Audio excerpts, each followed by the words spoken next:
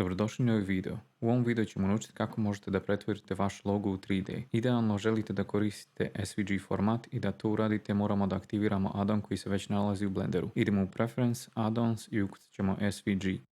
I sada želimo da aktiviramo ovaj addon. Kada smo ga aktivirali, ako idemo u File, Import, sada imamo opciju da importujemo Scalable Vector Graphic. I to su fajlovi koji želimo da koristimo. U slučaju da nemate vaš logo u SVG formatu, možemo da ga pretvorimo u SVG koristeći bilo koji od vektorskih programa. U ovom slučaju mi ćemo da koristimo Inkscape koji je besplatan program i link imate u opisu. Kada otvorimo Inkscape možemo da idemo u Import ili jednostavno možemo da otvorimo folder u kojem se file nalazi i da ga prevučemo u ovaj prozor. Sada pritisnimo OK. Ja ću da koristim ovaj logo i sada želimo da traceujemo ovu sliku. To možemo da uradimo tako što ćemo da idemo na Path, Trace Bitmap. Ovdje sad imamo ovaj prozor sa strane. Ovdje možemo da eksperimentišemo sa različitim opcijama. Pošto je ovaj logo crn, ja ću da koristim Brightness Cutoff i da smanjim ovaj threshold na 0,2 za svaki slučaj. I povećat ću Smooth Corners jer ima dosta zaobljenih uglova.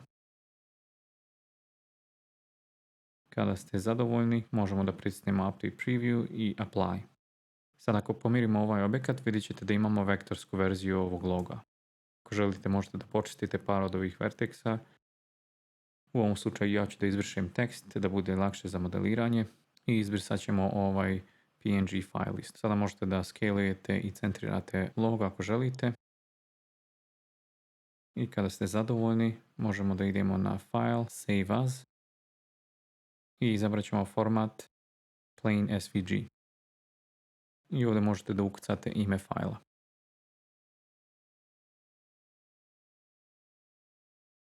Ako otvorimo Blender, možemo da izaberemo sve pritiskom na A, X i Delete.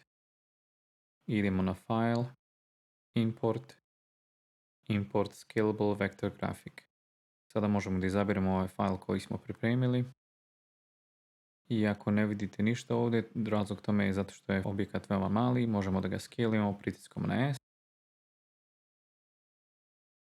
I ja ću da idem na Object, Set Origin, Geometry to Origin, da ga vratim ovdje na centar. Sada imamo ovaj logo u Blenderu.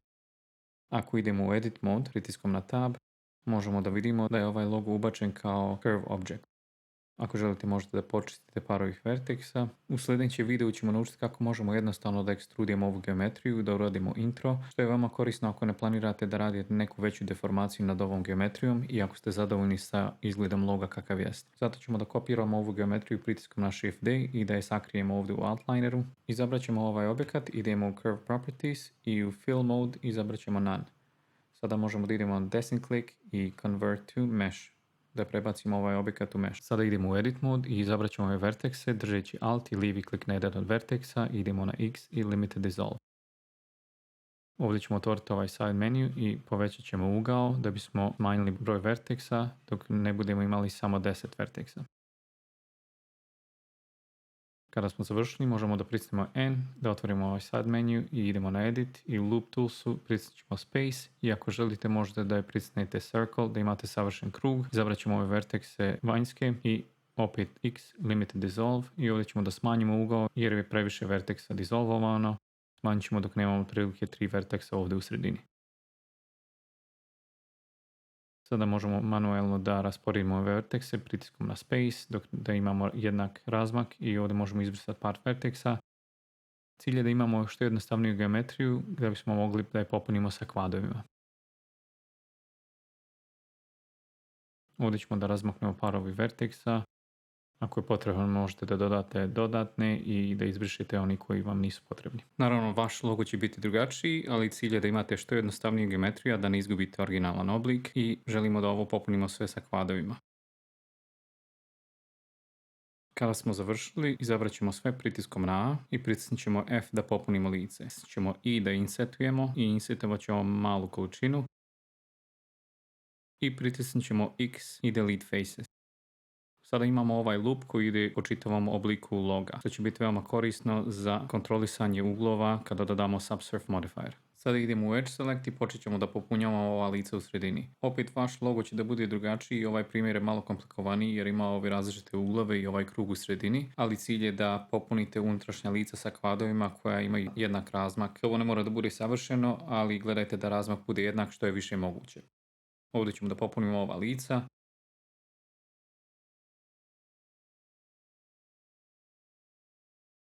Ovdje možemo da izvršimo neke od ovih uglova koji nam ne trebaju. Pritiskom na Ctrl X da ih dizolvujemo i možemo nastaviti sa popunjavanjem lica pritiskom na F.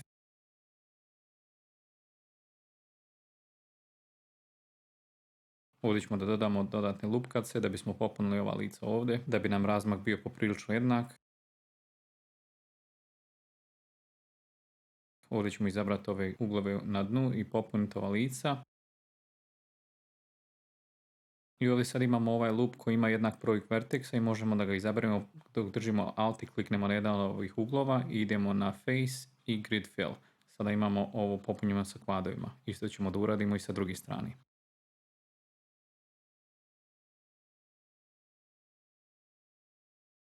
Ovdje možemo dodati par lupkaca da nam razmak bude manji. I sad možemo izabrati sve pritiskom na A i E za Extrude. I možete ekstrudovati onoliko koliko želite.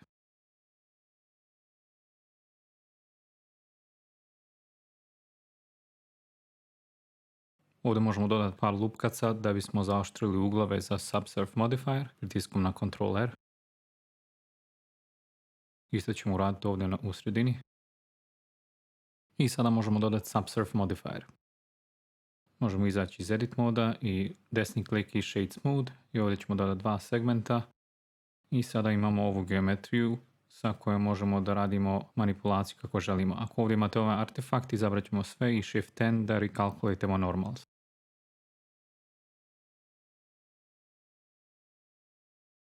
Ako želite da vidite kako izgleda geometrija, možemo da uključimo wireframe. I ovdje vidite da je geometrija veoma dobra i na ovo možemo staviti bilo koji modifier i ako želimo da radimo bilo kakvu manipulaciju ili deformaciju ovog meša, to možemo da uradimo lagano.